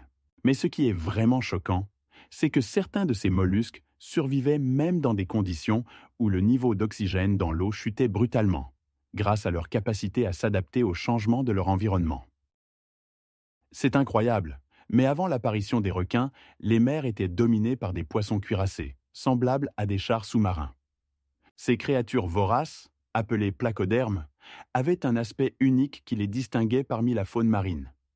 Leur corps était recouvert d'une carapace osseuse épaisse qui les protégeait des attaques d'autres prédateurs. Cette carapace, composée de plaques solides, leur donnait l'apparence de poissons en armure, les rendant aussi terrifiants qu'invulnérables. Certaines espèces de placodermes, comme les dynodontes, atteignaient une longueur de 2 mètres et possédaient des mâchoires larges, leur permettant de chasser d'autres habitants marins, y compris de plus petits poissons et invertébrés. Ces mâchoires primitives n'étaient pas comme celles des poissons modernes. Elles étaient constituées de plaques rigides qui pouvaient déchirer la chair et tourner leur proie dans leurs mâchoires, ne laissant que des débris. Dans les mers anciennes, riches en diversité de formes de vie, les placodermes étaient les principaux prédateurs qui dominaient leur écosystème. Leur mode de vie agressif était soutenu par des systèmes sensoriels hautement développés, leur permettant de détecter les mouvements de leur proie à grande distance. Ces poissons nageaient dans les eaux chaudes peu profondes, où ils utilisaient leurs puissantes nageoires pour attaquer leur proie avec la rapidité des requins modernes. Tandis que le monde environnant changeait progressivement, les placodermes s'adaptaient à divers environnements, démontrant une remarquable flexibilité et endurance. Ils vivaient dans des mers remplies de fragiles récifs coralliens et de gigantesques amphibiens, créant une atmosphère véritablement captivante. Et savez-vous ce qui est le plus intéressant ? Ces poissons ne se contentaient pas de chasser. Ils interagissaient également entre eux, créant leurs propres hiérarchies au sein de leur groupe, ce qui mettait encore plus en lumière leur comportement complexe. De telles structures sociales étaient rares parmi les anciens habitants marins. Mais ce n'est pas tout. Certains placodermes étaient recouverts d'épines, ajoutant une couche supplémentaire de protection contre les prédateurs. En conséquence, ces poissons ne seulement survécurent, mais devinrent les formes de vie dominantes dans leurs écosystèmes marins. Il est important de noter que leur existence précéda celle des requins, remettant en question les représentations habituelles de l'évolution marine. En fin de compte, les placodermes disparurent, mais leurs traces peuvent encore être trouvées dans les fossiles qui continuent d'intéresser les scientifiques. Ces anciens poissons ont laissé non seulement des vestiges impressionnants, mais aussi de nombreuses questions sur l'évolution de la vie marine. Il y a environ 440 millions d'années, plus de 85% des espèces marines ont mystérieusement disparu, et les scientifiques continuent de débattre sur les causes de cet événement dramatique. Ce phénomène, connu sous le nom d'Ordovicien silurien, a été le premier d'une série de 5 extinctions massives dans l'histoire de la Terre, et ses proportions sont stupéfiantes. Non seulement des mollusques inhabituels ont disparu, mais aussi des groupes entiers d'organismes, tels que les trilobites et les brachiopodes, qui dominaient les mers de l'époque. Les causes de ce cataclysme font encore l'objet de vives discussions parmi les paléontologues. Certains scientifiques mettent en avant un refroidissement global qui a entraîné une baisse rapide du niveau des mers, tandis que d'autres suggèrent que les processus tectoniques et l'activité volcanique ont joué un rôle déterminant. Lorsque les boucliers glaciaires ont commencé à se former, la température de la planète a chuté brutalement, entraînant la mort massive des habitants des profondeurs marines. En conséquence, les écosystèmes qui existaient depuis plusieurs millions d'années ont été poussés à la limite de l'extinction. Mais ce n'est pas tout. Le niveau des mers a baissé de dizaines de mètres et de vastes continents, précédemment submergés, ont été exposés, tandis que la vie sur eux disparaissait. Les mollusques, qui étaient autrefois omniprésents, sont devenus rares et leur place a été prise par des espèces plus adaptées, capables de survivre dans des conditions changeantes. Savez-vous ce qui est encore plus choquant? Parallèlement à l'extinction des espèces marines, un développement rapide de nouvelles formes de vie a eu lieu, qui sont devenues dominantes dans l'époque suivante. Cela a créé une opportunité unique pour l'évolution, et dans ce chaos sont apparus les ancêtres des poissons et des autres vertébrés actuels. En conséquence, la Terre a subi des changements qui ont jeté les bases pour l'apparition de nouveaux écosystèmes. Il est intéressant de noter que, pendant cette période de catastrophe planétaire, les premières plantes terrestres ont commencé à coloniser la terre ferme, et ce n'était que le début de leur long chemin vers la création des forêts vertes. Que pensez-vous que cette période cache encore de mystère? Une énigme fascinante réside dans le fait que, il y a environ 370 millions d'années, la Terre a traversé une catastrophe qui a détruit presque toute la vie dans les océans. Cet événement, connu sous le nom d'extinction dévonienne, a ébranlé les écosystèmes de la planète, et ses conséquences ont été telles que de nombreux groupes d'organismes n'ont jamais pu se rétablir. Les scientifiques suggèrent plusieurs causes possibles de ce grand massacre. Certains pensent qu'un impact de météorites a provoqué des changements climatiques globaux. D'autres parlent de cataclysmiques éruptions volcaniques qui ont libéré d'énormes quantités de dioxyde de carbone et de soufre dans l'atmosphère. Mais une théorie encore plus choquante affirme que l'anoxie des océans, due à une chute brutale du niveau d'oxygène, a joué un rôle crucial dans la mort des habitants marins. Selon les estimations, plus de 80% de toutes les espèces marines ont disparu, y compris les brachiopodes géants et les coraux, qui étaient le foyer de nombreux autres êtres. Imaginez de vastes étendues d'océans où régnaient autrefois des requins et d'autres poissons prédateurs, et où maintenant ne subsistent que des récifs morts et des profondeurs vides. Cette extinction n'a pas seulement modifié l'apparence des océans, mais a également permis à de nouveaux groupes d'organismes, tels que les amphibiens, de s'installer dans les niches libérées. Savez-vous ce qui est le plus impressionnant? Les espèces qui pourraient avoir survécu, et qui sont aujourd'hui familières sous forme de poissons, ont évolué différemment. Et c'est précisément grâce à cela que nous pouvons observer aujourd'hui la diversité de la vie. Mais revenons à l'extinction dévonienne. Selon certaines données, les périodes de ce cataclysme coïncident avec un pic d'activité volcanique, ce qui soulève encore plus de questions sur la manière dont les événements pourraient s'être entrelacés. Les scientifiques continuent d'étudier les sédiments qui ont conservé des témoignages choquants de cette époque et trouvent des traces d'énormes éruptions de dioxyde de carbone, ce qui indique des changements brutaux de la température de l'eau. Ces faits nous font réfléchir à la fragilité de la vie sur Terre et à sa facilité à être détruite. Selon les dernières données, c'est à cette époque que les premiers poissons primitifs ont commencé à apparaître dans les océans, et ils auraient peut-être dominé les mers si la catastrophe n'était pas survenue. Que s'est-il passé ensuite? Comment cette dramatique histoire aurait-elle pu se développer si l'extinction dévonienne n'avait pas eu lieu? Il est possible que vous n'ayez jamais réfléchi au fait que le plus grand événement de masse de l'extinction dans l'histoire de la Terre s'est produit bien avant les dinosaures. Cet événement catastrophique, connu sous le nom d'extinction permienne, a entraîné la disparition de 86% des espèces marines et de 70% des espèces terrestres. Imaginez un monde où presque toute la vie s'éteint rapidement. Les océans, autrefois remplis de créatures variées, deviennent vides, et la Terre ressemble à un désert mort. Comment cela s'est-il produit? Le principal responsable est le trap des Sibériens, de vastes formations volcaniques qui ont émis des tonnes de lave et de gaz toxiques dans l'atmosphère. Ces éruptions ont entraîné une augmentation rapide de la température et des changements climatiques, provoquant une anoxie massive des océans. L'eau a cessé d'être saturée en oxygène et la vie marine a commencé à s'éteindre rapidement. Mais ce n'est pas tout. Imaginez que l'atmosphère était remplie de gaz carbonique, créant un effet de serre et augmentant la température sur Terre jusqu'à des niveaux catastrophiques. Cela a mis en danger des millions d'années d'évolution et de diversité. La restauration de la biosphère après cet apocalypse a pris des centaines de milliers d'années. Oui, c'est exact. La vie est revenue progressivement sur la planète, mais elle est restée dans l'ombre de la diversité passée. Il n'est donc pas surprenant que pendant les premiers millions d'années après la catastrophe, la Terre ait été presque dépourvue de grands animaux terrestres. Et savez-vous ce qui est le plus fou? Même après la restauration, les écosystèmes ont changé pour toujours. De nouveaux types ont commencé à remplir les vides laissés par les espèces disparues. Par exemple, les premiers reptiles sont apparus après cet événement horrible, alors que les amphibiens et les trilobites anciens régnaient sur le monde. Cette transition a marqué le début d'une nouvelle ère qui a finalement conduit au règne des dinosaures. Mais comment ces nouveaux types ont-ils pu s'adapter à de telles conditions extrêmes? C'est une question qui nous fait réfléchir à la fragilité de la vie sur notre planète. Imaginez un monde où les continents se heurtent, formant une seule masse terrestre, et où les chaînes montagneuses s'élèvent jusqu'au ciel. Ce processus grandiose de formation du supercontinent Pangée a duré des millions d'années et a marqué une des époques les plus importantes de l'histoire de la Terre. Tout a commencé lorsque les anciens continents, tels que Gondwana et l'Eurasie, ont commencé à se rapprocher lentement l'un de l'autre, comme de grandes pièces de puzzle cherchant leur place. Les collisions de ces continents ont conduit à la formation de chaînes montagneuses massives, dont la hauteur dépassait 3000 mètres.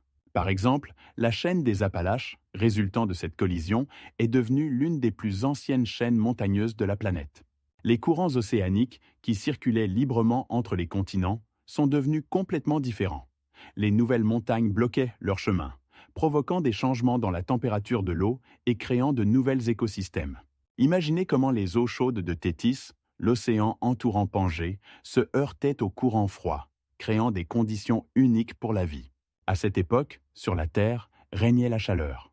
Une végétation dense et de vastes forêts composées de gigantesques fougères et d'arbres conifères couvraient de vastes territoires, créant une atmosphère riche en oxygène, propice à la prolifération de nombreuses espèces. Mais ce n'est pas tout. En raison des processus géologiques tels que le soulèvement et l'affaissement de la surface, des marais géants et des forêts humides, idéales pour l'habitat des reptiles et des insectes anciens, se formaient. Lorsque Pangée a atteint son apogée, sa superficie était d'environ 60 millions de kilomètres carrés, environ 2 fois celle de l'Afrique moderne. Mais même cette immense masse terrestre ne pouvait rester stable éternellement. Bientôt, des processus de fragmentation ont commencé, modifiant à nouveau l'apparence de notre planète. Il est intéressant de noter que les failles formées lors de cette fragmentation sont devenues la base de la formation de grands continents comme l'Amérique du Sud et l'Afrique. Ces processus se sont déroulés dans le contexte de changements climatiques catastrophiques accompagnant le mouvement des continents, entraînant des périodes glaciaires et d'autres phénomènes climatiques. Et savez-vous ce qui est le plus fou? Ces changements continuent et la Terre est toujours soumise à l'influence des processus tectoniques qui continuent de façonner son apparence. Un phénomène mystérieux s'est produit à la fin du Paléozoïque. Le niveau des océans mondiaux a brutalement chuté, dénudant de vastes territoires du plateau continental. Imaginez une ligne côtière reculant si rapidement qu'elle laisse derrière elle des plaines désertes où les eaux marines bouillonnaient autrefois. Ce processus, connu sous le nom de régression marine, a été une catastrophe pour de nombreux écosystèmes marins dépendant d'un niveau d'eau stable. À quelques mètres de profondeur, des écosystèmes riches en récifs coralliens et en divers habitants marins ont commencé à subir des conséquences dévastatrices. Les bancs plats, où prospéraient autrefois les coquillages, se sont retrouvés sur la terre ferme, et des millions d'organismes, tels que les ammonites et les brachiopodes, ont été menacés d'extinction en raison de la disparition de leur habitat naturel. De plus, tandis que le niveau d'eau continuait de baisser, les zones côtières étaient soumises à l'érosion. La structure corallienne acérée se désintégrait sous l'assaut du vent et des vagues, ne laissant que des débris incapables de soutenir la vie. Les mollusques, qui se nourrissaient autrefois de l'abondance de débris et de plancton, se sont retrouvés confrontés à une pénurie de nourriture et d'abris, et leur population a chuté brutalement. De plus, de nombreux prédateurs, tels que les poissons anciens et les reptiles marins, souffraient également de la pénurie de nourriture, ce qui les poussait à migrer à la recherche de conditions plus favorables. Les mers intérieures, autrefois abondantes, se sont transformées en mares salées, où la vie luttait pour survivre, et chaque changement climatique affectait leurs écosystèmes. Mais ce n'est pas le plus étrange. En résultat de ce cataclysme, des changements se sont produits dans la composition même de la biosphère. Quel fait choquant! De nombreuses formes de vie ayant survécu ont commencé à s'adapter aux nouvelles conditions, ce qui a conduit à l'apparition de nouvelles espèces qui n'auraient jamais eu de chance de survie dans les conditions antérieures. Contrairement à ce que l'on pense généralement, les premières forêts de la Terre n'avaient rien de commun avec les forêts modernes et ressemblaient plutôt à des paysages extraterrestres. Ces forêts primitives étaient principalement composées d'Archéoptéris, des arbres étranges qui atteignaient jusqu'à 30 mètres de hauteur, mais qui ne possédaient pas de vraies feuilles, comme nous les voyons aujourd'hui. À la place, leurs branches étaient recouvertes de petites formations semblables à des aiguilles, et leurs formes inhabituelles créaient l'impression d'être dans un monde de films fantastiques. Les Archéoptéris étaient les premiers végétaux à produire suffisamment d'oxygène pour commencer à créer les conditions de vie pour d'autres formes. Imaginez-vous marcher dans une forêt où, au lieu du bruissement habituel des feuilles, on entend un léger murmure du vent passant à travers des tiges rigides, comme si des créatures anciennes tentaient de transmettre leurs secrets. Dans cette forêt, il n'y avait pas d'ombre familière, mais lorsque les Archéoptéris se mettaient à croître, le ciel s'assombrissait progressivement, et la première vraie ombre s'étendait sur la terre. Ces arbres ne changeaient pas seulement l'atmosphère, mais ils devenaient aussi le refuge des premiers organismes terrestres qui commençaient à s'installer dans de nouveaux écosystèmes. Dans cette forêt étrange, où l'air était saturé d'oxygène comme dans les forêts tropicales modernes, la vie commençait à se développer.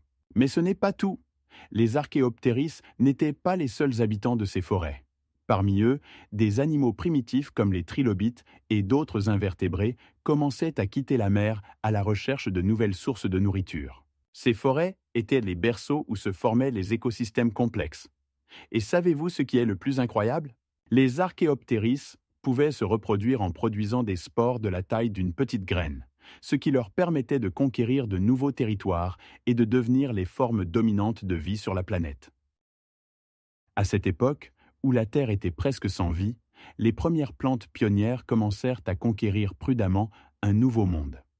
Ces minuscules îlots verts de vie, installés parmi des rochers nus, formaient un spectacle extraordinaire. Imaginez un désert silencieux, où ne régnaient que des pierres et de l'eau, et des graines qui percèrent la croûte de pierre pour devenir les premiers colons sur la Terre. Ces plantes n'avaient pas de racines comme nous les connaissons aujourd'hui.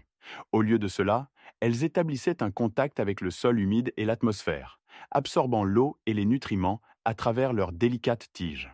La hauteur de ces premières formes de vie variait de quelques centimètres à 1 mètre, et elles ne pouvaient croître que dans des conditions humides, ce qui les rendait dépendantes de leur environnement, plus que tout autre être vivant. Les structures complexes que nous voyons chez les plantes modernes étaient loin de ces formes primitives. Beaucoup d'entre elles ressemblaient à du mousse ou à des algues et n'avaient pas de feuilles distinctes, comme nous les voyons habituellement, mais plutôt des tiges simples et ramifiées qui frémissaient légèrement au moindre souffle de vent. Ces plantes étirèrent leurs tiges vers la lumière, comme si elles aspiraient à la lumière du soleil et créaient les premières taches vertes sur les rochers gris. Mais comment ont-elles pu survivre dans un climat aussi rude? Le secret résidait dans leur capacité à se reproduire. Elles utilisaient des spores qui pouvaient être transportés par le vent sur de longues distances, trouvant de nouveaux endroits plus favorables pour croître.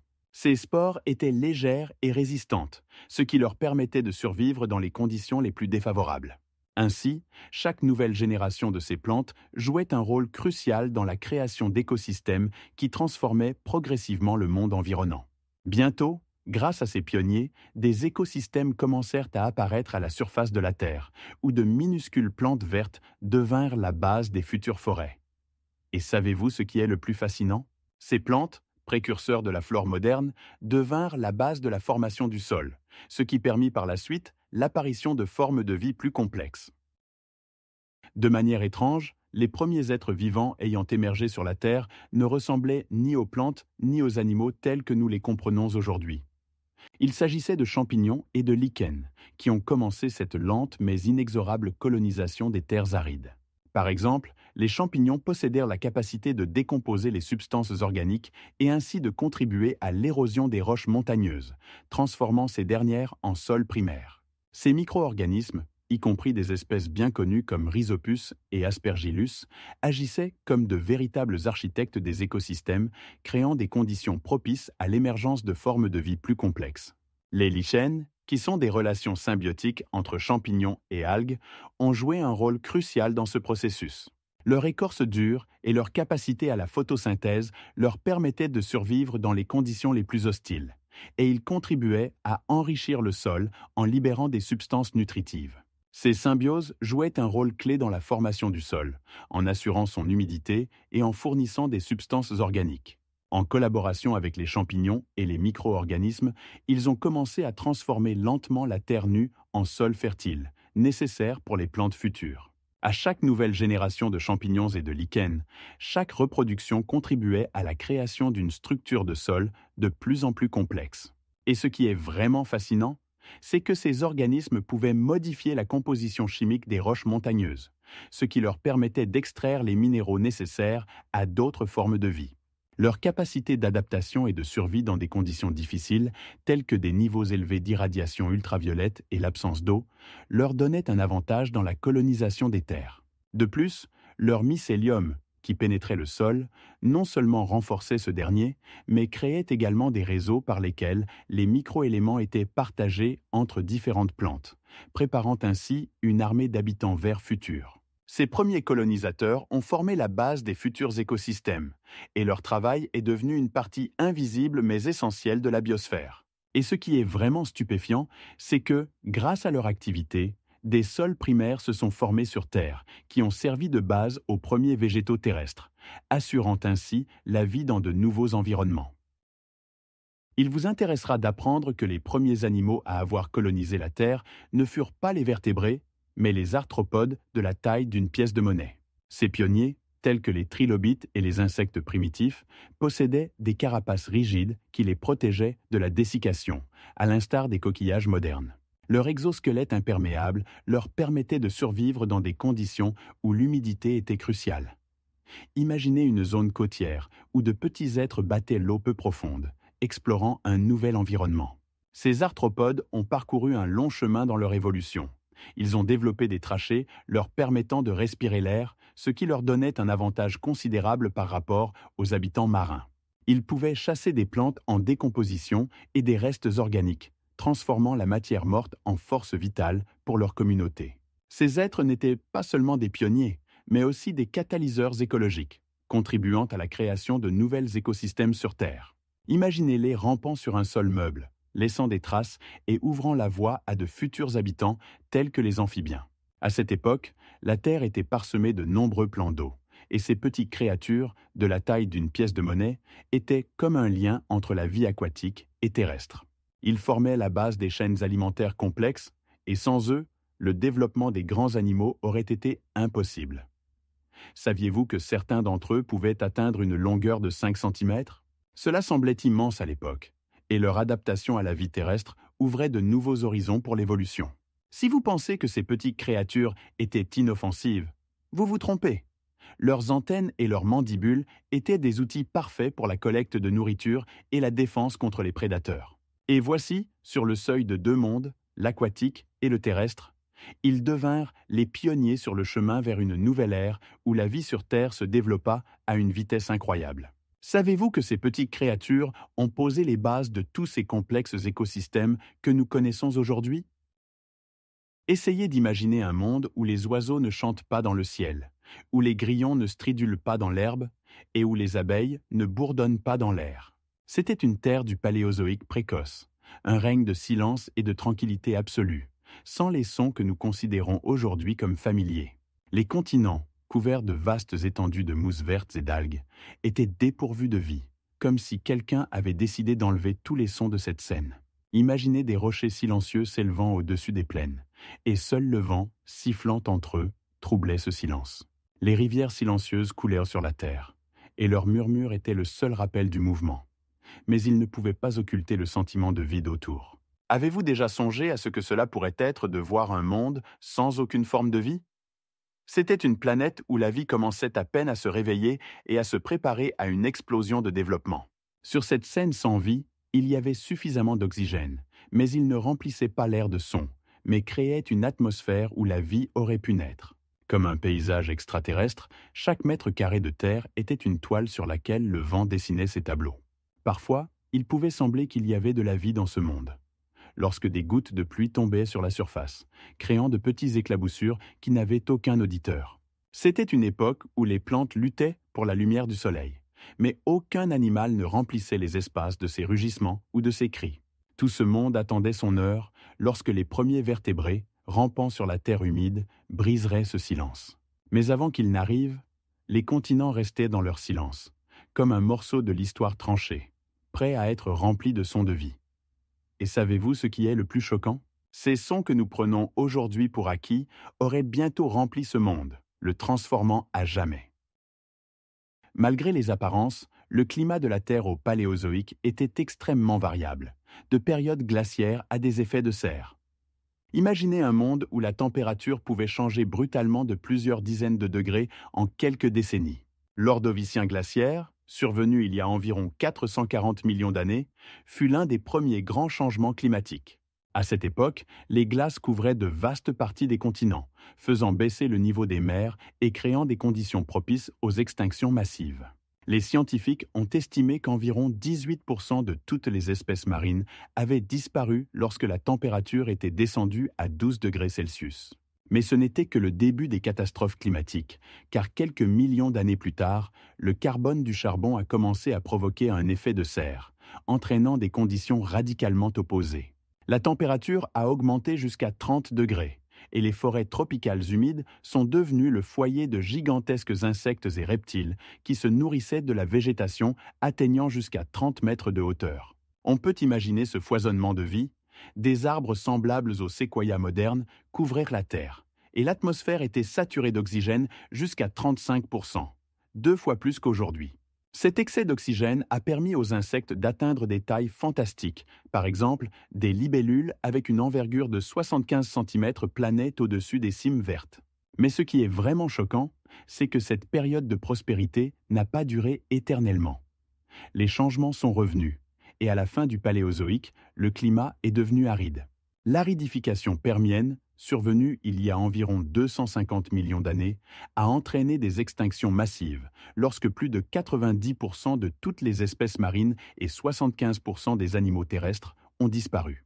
À cette époque, les continents se sont unis pour former la supercontinent Pangée, créant des conditions pour des températures extrêmes et des périodes de sécheresse. Les déserts occupaient de vastes étendues, et il semblait que la vie sur la planète était menacée. Comment ces changements ont-ils pu se produire? Le secret réside dans les interactions complexes entre la tectonique des plaques et les variations du niveau de dioxyde de carbone dans l'atmosphère. Ces cycles de fluctuations climatiques n'ont pas seulement façonné le paysage, mais ont également déterminé l'évolution de nombreux genres qui devaient s'adapter et survivre dans un monde en constante évolution. Reste la question: comment ces changements continuent-ils d'influencer le système climatique de la Terre aujourd'hui? Transportez-vous à cette époque où l'atmosphère de la Terre s'est remplie pour la première fois d'oxygène, créant des conditions propices au développement de la vie complexe. Cet événement, connu sous le nom de Grande Révolution de l'oxygène, s'est produit il y a environ 2,5 milliards d'années et a été causé par l'activité des organismes photosynthétiques tels que les cyanobactéries. Ces petites créatures, de la taille d'un micron, ont commencé à transformer l'énergie solaire en énergie chimique, libérant de l'oxygène comme sous-produit. Imaginez comment, chaque jour, le niveau d'oxygène dans l'atmosphère augmentait, atteignant un seuil critique où il représentait environ 21%. Ce processus n'a pas seulement modifié la composition de l'atmosphère, mais a créé de nouvelles niches écologiques.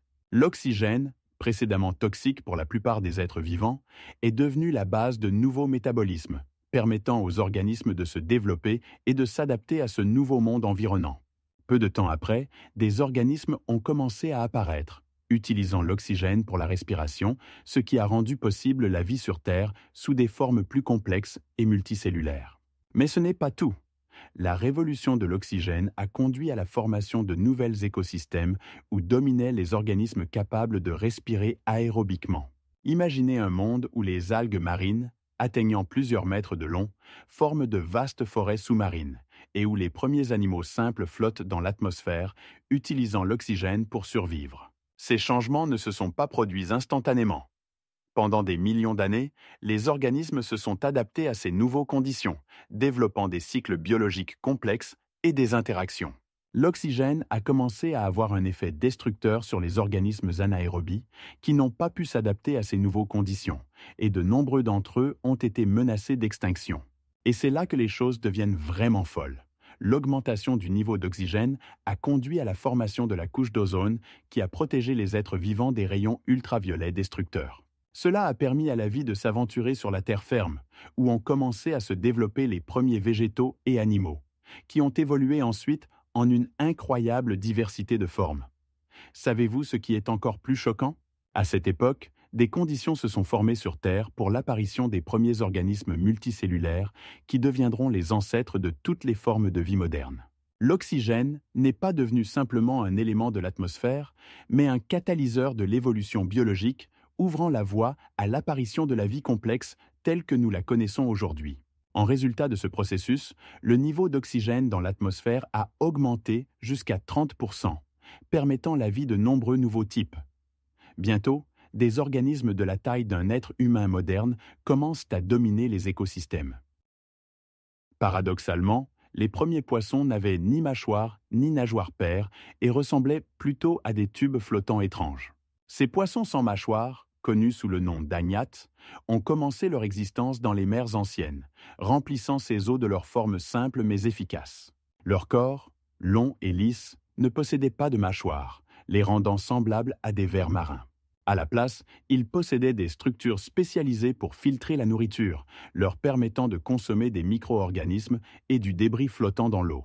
Ces créatures, pouvant atteindre 1 mètre de long, pouvaient glisser silencieusement sur le fond marin, utilisant leurs lignes latérales pour détecter les mouvements dans l'eau et trouver de la nourriture. Imaginez-les dans les eaux chaudes de l'océan ancien, remplies de plancton et d'algues, se déplaçant lentement entre les rochers et les coraux, devenant ainsi une partie intégrante de l'écosystème complexe.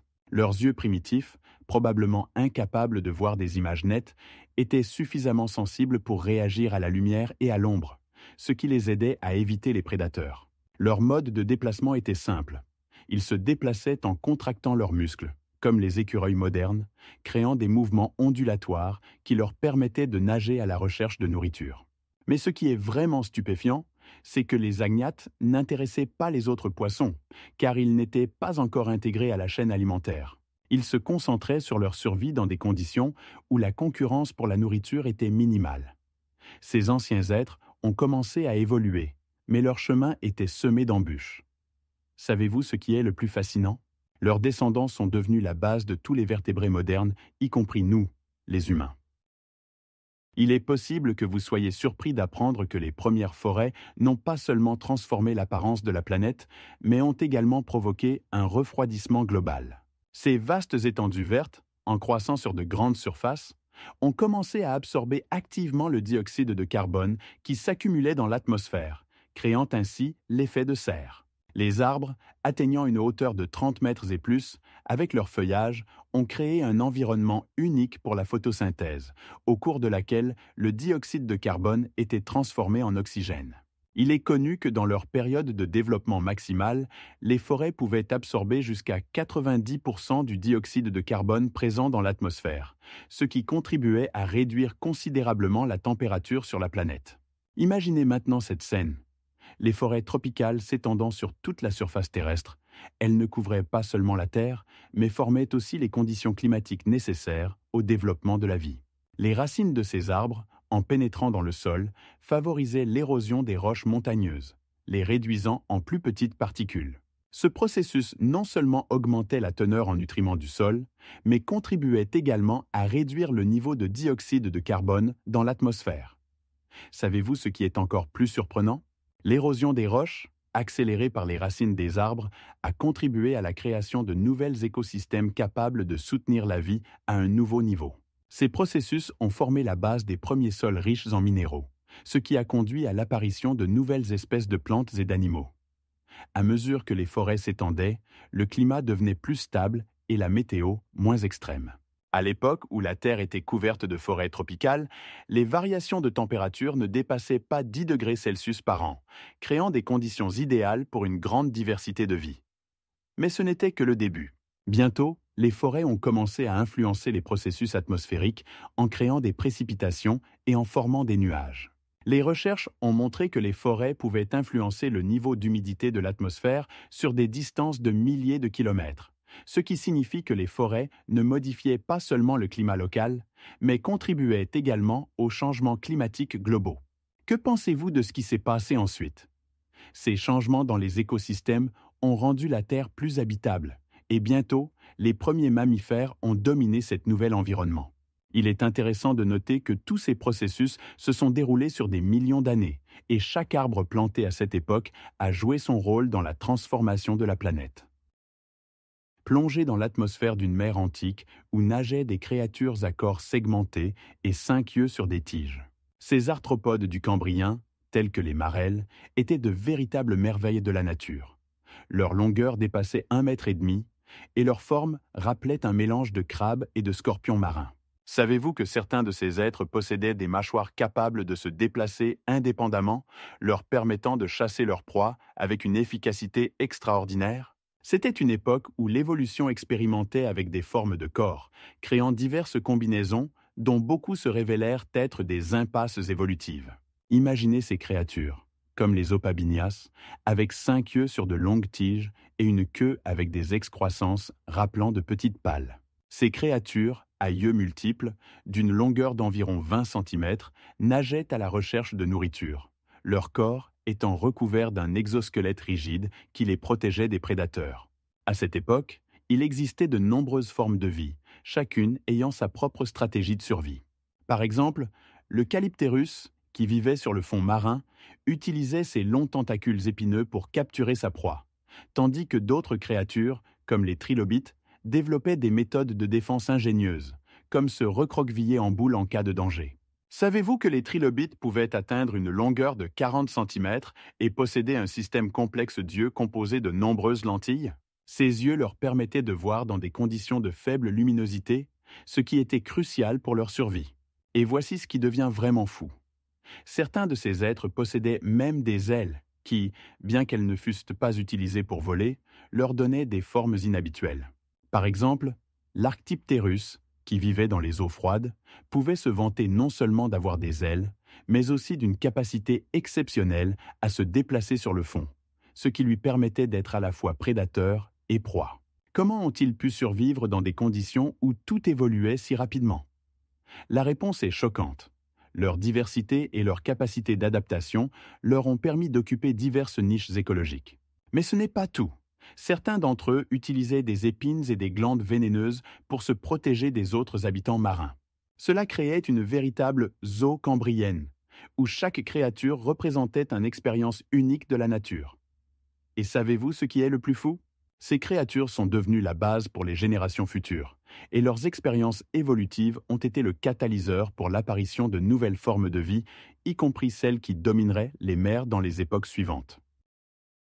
À première vue, il peut sembler que l'évolution soit un processus progressif et fluide, mais le Paléozoïque démontre le contraire. Sur des millions d'années d'existence sur Terre, la vie a connu de longues périodes de stabilité, soudainement interrompue par des explosions de diversification des espèces. Par exemple, au cours de 30 millions d'années, à partir du période du Dévonien, deux grands événements se sont produits, où le nombre d'espèces a augmenté de manière significative. Et c'est là que commence vraiment l'extraordinaire. C'est à cette époque que sont apparus les premiers poissons à mâchoire qui ont dominé les eaux de la planète. Mais ces sauts n'étaient pas aléatoires. Ils se produisaient en réponse à des changements globaux causés par des variations climatiques, des processus tectoniques et même des impacts d'astéroïdes. Par exemple, lorsqu'un grand météore a frappé, cela a créé des conditions propices à une extinction massive, ouvrant la voie à de nouvelles formes de vie qui ont pu s'adapter aux conditions changeantes. Savez-vous ce qui est encore plus choquant? Pendant les sauts évolutifs, de nombreuses espèces disparaissaient soudainement, et à leur place apparaissaient de nouveaux organismes, comme les ammonites, qui ont émergé après l'extinction des trilobites. Ces créatures possédaient une incroyable diversité de formes et de tailles, et certaines pouvaient atteindre jusqu'à 30 cm de diamètre. Et il est important de noter que ces changements ne se produisaient pas seulement en raison de facteurs internes, mais aussi grâce à des influences externes qui pouvaient modifier le paysage du monde entier. Par exemple, l'élévation et l'abaissement des continents modifiaient les niveaux marins, créant ainsi de nouveaux écosystèmes. La Terre était alors un environnement imprévisible où chaque changement pouvait devenir un catalyseur pour de nouvelles directions évolutives. Comment ces géants pouvaient-ils survivre dans des conditions de lutte constante pour l'existence? La réponse réside dans le fait que la vie savait s'adapter aux défis les plus inattendus. Par exemple, dans des conditions de température élevée, certains organismes ont développé des mécanismes de protection pour s'adapter à de nouvelles niches écologiques. Au fil des millions d'années, le monde s'est rempli d'êtres extraordinaires, des premiers amphibiens aux reptiles volants qui prendront bientôt le contrôle des cieux. Et savez-vous ce qui est le plus extraordinaire? L'évolution n'est pas seulement un processus, c'est un jeu de survie constant, où chaque changement représente une opportunité pour de nouvelles espèces. Par exemple, à la fin du Paléozoïque, lorsque le climat a commencé à changer à nouveau, sont apparus les ancêtres des mammifères modernes, qui deviendront les principaux habitants de la planète. Ces organismes, en survivant dans des conditions de forte concurrence, ont pu s'adapter à divers environnements, ouvrant de nouvelles perspectives pour la vie future. Et cela ne fait que commencer une histoire incroyable qui continue encore aujourd'hui. Permettez-moi de m'immerger dans un monde où la musique de la vie a résonné pour la première fois, le stridulation des insectes et le chant des premiers vertébrés terrestres. Cette époque a été un véritable tournant dans l'évolution lorsque la communication sonore a commencé à jouer un rôle crucial pour la survie et l'interaction sociale. Les premiers insectes stridulants, tels que les ancêtres des criquets actuels, ont commencé à utiliser des sons pour attirer des partenaires et repousser les prédateurs, créant des symphonies entières sur fond de paysages où régnaient des formes de vie incroyablement variées. Il est fascinant de constater que certains d'entre eux pouvaient produire des sons en faisant vibrer des structures spéciales sur leurs ailes, tandis que d'autres utilisaient leur corps comme instrument de percussion, créant des battements rythmés audibles à une distance de 100 mètres. Ces signaux sonores ne servaient pas seulement à attirer l'attention des partenaires potentiels, mais aussi à communiquer dans des conditions où la signalisation visuelle était insuffisante. Maintenant, imaginez comment, dans ce monde, les amphibiens, les premiers vertébrés terrestres, ont commencé à apparaître. Non seulement ils se sont adaptés à de nouveaux environnements, mais ils ont également développé leurs signaux vocaux. Leur chant ne se limitait pas à des cris rythmés, mais comprenait une variété de tons et de fréquences qui leur permettaient de signaler la présence de danger ou de partager des informations sur leur habitat. Ces premiers cris pouvaient avoir de multiples significations, des avertissements de prédateurs à des appels à la reproduction. Cette innovation a donné aux amphibiens un avantage évolutif, leur permettant de mieux interagir en groupe et d'augmenter leurs chances de survie. Les sons qu'ils émettaient pouvaient atteindre des étangs voisins et des forêts, remplissant des espaces previously silencieux de mélodies de vie. Mais ce n'est pas tout. La communication sonore a créé de nouvelles structures sociales parmi ces animaux. Ils ont commencé à former des hiérarchies et des groupes complexes, où chaque son avait sa signification et son rôle. Sur fond de cette diversité sonore, se sont formés les premiers écosystèmes, où chaque être, des libellules aux premiers lézards, jouait un rôle unique dans cette symphonie de la nature. Les sons ont rempli les continents, rendant le paysage non seulement visuel, mais aussi auditif. Dans ce monde où la vie était remplie de sons, Chaque frémissement et chaque cri devenaient une partie de la toile globale, reflétant les interactions complexes et la dynamique de la nature. Savez-vous ce qui est encore plus captivant? Ces communications sonores sont devenues la base des futurs changements évolutifs qui ont conduit à l'apparition des mammifères et, en fin de compte, à l'humanité. Le mystère réside dans le fait que les scientifiques continuent de débattre sur la raison pour laquelle certains groupes d'animaux ont survécu à des extinctions catastrophiques, tandis que d'autres ont disparu à jamais. Un exemple particulièrement choquant est celui des amphibiens, qui, grâce à leurs adaptations uniques, ont réussi à survivre dans des conditions où des catastrophes, comme les éruptions volcaniques et les changements climatiques abrupts, survenaient sur la planète. Ces créatures ont développé la capacité à entrer en hibernation, ce qui leur permettait de survivre à de longues périodes de conditions défavorables. Par exemple, certains types pouvaient entrer en état d'anaérobie, réduisant leur métabolisme à son minimum et attendant que l'environnement extérieur redevienne propice à la vie. Mais ce n'est pas tout. Leur omnivorie leur a permis d'utiliser n'importe quelle nourriture disponible, qu'il s'agisse d'insectes ou de végétation, ce qui en faisait de véritables survoyants dans un monde post-apocalyptique.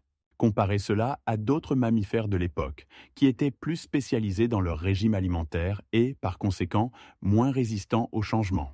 Imaginez maintenant que parmi les survivants se trouvaient aussi des reptiles, comme les ancêtres des lézards et des tortues actuelles. Leur tolérance à un faible contenu en oxygène s'est avérée être un véritable sauvetage. Ils pouvaient respirer de l'air insuffisamment oxygéné, tandis que de nombreux autres types n'ont pas pu s'adapter à ce changement. Dans ce monde où la flore et la faune jadis abondantes avaient disparu, ces groupes survivants ont commencé à recoloniser la planète dévastée. Imaginez des lézards rampant sur des paysages dévastés, et dans les lacs restants, les sons de coassement des amphibiens qui, malgré tous les défis, continuaient d'évoluer. Savez-vous ce qui est le plus fou? Ces créatures qui ont survécu à la catastrophe sont devenues, après des millions d'années, les ancêtres des animaux modernes que nous voyons aujourd'hui.